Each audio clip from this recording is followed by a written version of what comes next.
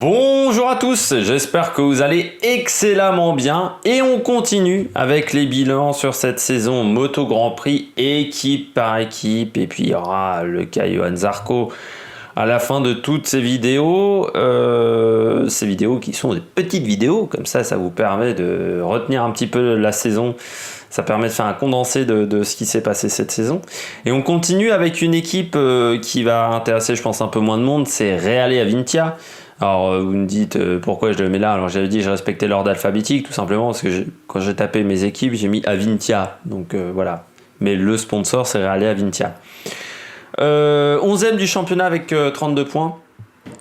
C'est leur moins bonne saison en Moto Grand Prix depuis leur début. Ils ont perdu 5 points par rapport à l'année dernière. Par contre, ils ont gagné une place au championnat. 7 sur 20 pour moi à Vintia. C'est une note sévère, vous allez me dire peut-être, mais année compliquée, alors que pourtant il y avait plus de moyens avec des motos 2018, des Ducati 2010, avec une Ducati 2018, mais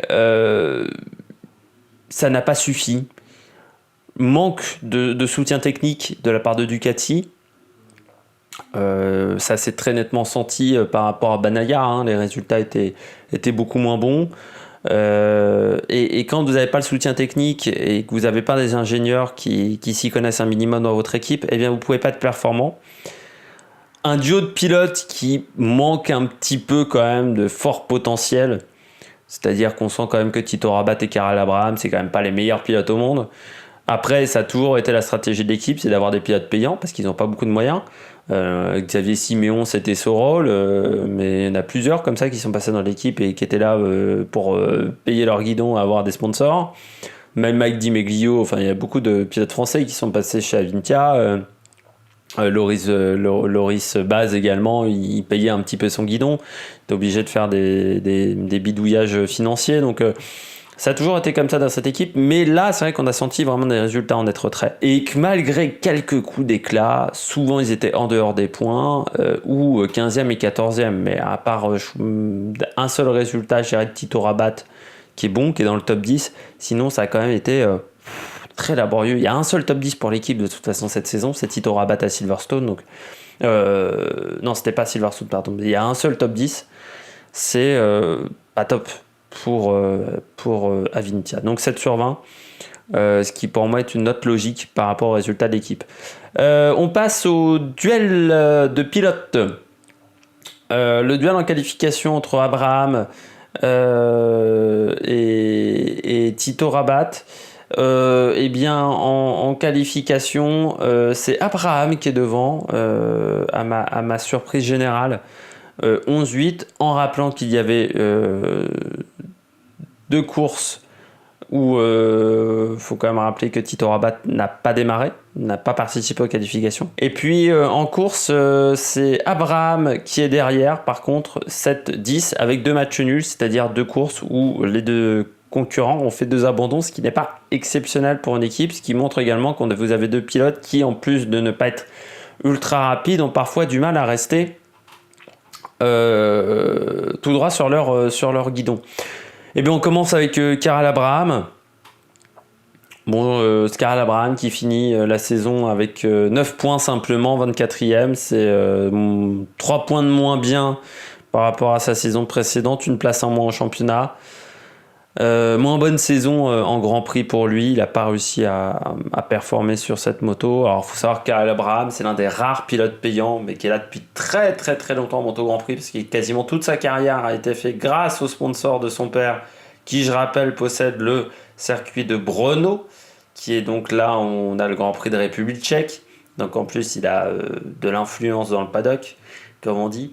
Karel Abraham 5 sur 20 pour moi, parce que c'est sévère, mais en même temps c'est un pilote qui moi ne m'a pas montré grand chose. Son meilleur résultat en course est 14e, 6 top 15 simplement, 2 abandons quand même, et beaucoup de chutes en essai, hein, parce que là j'ai pas compté les chutes en essai, parce que j'ai pas réussi à trouver la statistique du nombre de chutes. Savoir qu'au départ je voulais mettre le nombre de chutes, et j'ai pas réussi à trouver la statistique. J'ai qu'une statistique de mi-saison, donc pas très fiable parce que la deuxième partie de saison, il y a aussi eu des chutes. Pour Abraham, en fait, c'est totalement le problème du pilote payant, c'est que l'argent fait pas tout. L'argent te permet peut-être d'acheter un guidon, mais te permet pas d'acheter du talent. Et surtout, te permet pas d'être dans des équipes de pointe. C'est le même problème que Lance Stroll en Formule 1. C'est un peu le Lance Stroll de la moto, même. C'est un pilote qui est là grâce à l'argent de son père, qui est là grâce à papa, mais qui n'a jamais été exceptionnel. Même ses meilleures saisons en moto Grand Prix, c'est pas dingue, quoi. Ses statistiques, elles sont pas bonnes, même en Moto 2. Et même quand il était avec les CRT, pourtant c'était le pilote avec les CRT qui avait le plus de moyens. Je vous rappelle cette catégorie où c'était des châssis prototypes avec des moteurs qui provenaient de la série, donc souvent des moteurs qui étaient dérivés du Superbike. Et c'était des équipes qui n'avaient pas beaucoup de moyens à l'époque qui participaient à ces championnats. Ça a permis à certaines équipes d'ensuite d'aller en moto Grand Prix avec des motos officielles, mais Tito Rabat, Karel Abraham par exemple, avait beaucoup de moyens dans cette catégorie-là et pourtant n'avait pas des résultats exceptionnels. Donc c'est un peu le problème, il n'est pas rapide, il n'est pas rapide en qualification, souvent à part Lorenzo qui était derrière et Afis Siafrin, ils sont quand même pas des références sur cette saison. Il avait du mal à être même parfois devant Lorenzo en cette deuxième partie de saison, donc c'était quand même problématique. Donc c'est pour ça que pour moi sa note de 5 sur 20 est méritée. Deuxième pilote de l'équipe, c'est Tito Rabat qui finit 20e avec 23 points au championnat. Je lui donne 11 sur 20 pour une raison simple, vous allez me dire. Je suis méchant parce qu'il revient d'une énorme blessure l'année dernière à Silverstone et que c'était pas une année facile pour lui.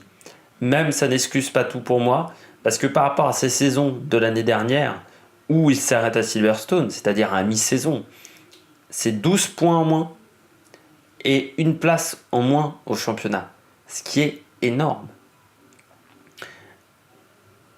Pour moi, c'est sa moins bonne saison également en Grand Prix. Il n'a pas réussi à être à l'aise sur la moto. Il y a beaucoup de chutes, 5 abandons en course, 2 did not start, c'est-à-dire 2 forfaits également.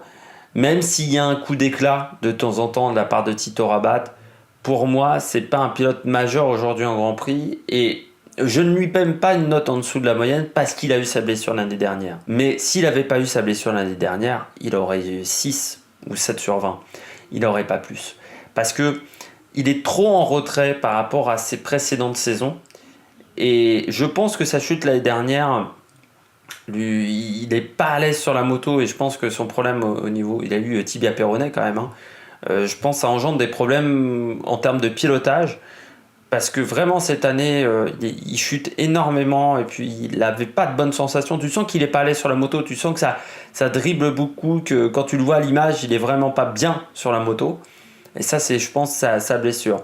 Donc un seul top 10 cette année, après 7 top 15. Donc c'est pas beaucoup mieux au final que Karel Abraham. Il fait pas une meilleure saison que Karel Abraham, c'est pour ça que son contrat était un petit peu menacé. On se souvient... l'année dernière, son contrat l'année dernière, l'été dernier, son contrat était pas mal menacé. On savait que Avintia cherchait peut-être en Moto 2, puis qu'ils n'avaient pas eu le coup de cœur pour un pilote Moto 2, contrairement à KTM avec la Quena. Donc ils n'avaient pas décidé de poursuivre. Les discussions peut-être avec Alex Marquez s'étaient pas bien déroulées non plus. Mais il était quand même menacé et je pense qu'il est toujours menacé même pour l'année prochaine. En 2020, il faudra qu'il montre beaucoup mieux. En parlant des enjeux 2020, on les attaque tout de suite. Pour l'équipe, c'est faire beaucoup mieux avec un soutien renforcé de la part de Ducati. Pourquoi le soutien Ducati renforce son soutien? Je pense qu'ils ont aussi senti que s'ils ne le faisaient pas, Avintia aurait pu... suivre, pourquoi pas Suzuki qui veut montrer une équipe satellite, mais aurait pu changer de moto. Et donc pour Ducati, c'est quand même un enjeu financier, ces contrats d'équipe satellite. Donc c'est pour ça qu'ils apportent un peu plus de soutien. Et puis ça leur permet également de prendre un pilote dans leur giron, parce qu'on sait que Karel Abraham ne continue pas l'année prochaine. Donc ça veut dire que pour Zarco, c'était peut-être la condition sine qua non, renforcer le soutien dans cette équipe-là pour enrôler Johan Zarco chez Ducati. Donc, c'était une obligation financière pour eux. Après, il faudra faire mieux. Et puis, de toute façon, je pense qu'ils arriveront à faire mieux avec Johan Zarco l'année prochaine. Avec Johan Zarco. Je vais bien le prononcer parce que souvent on me dit qu'on a l'impression que je fais un Y avec Zarco, mais c'est Johan Zarco.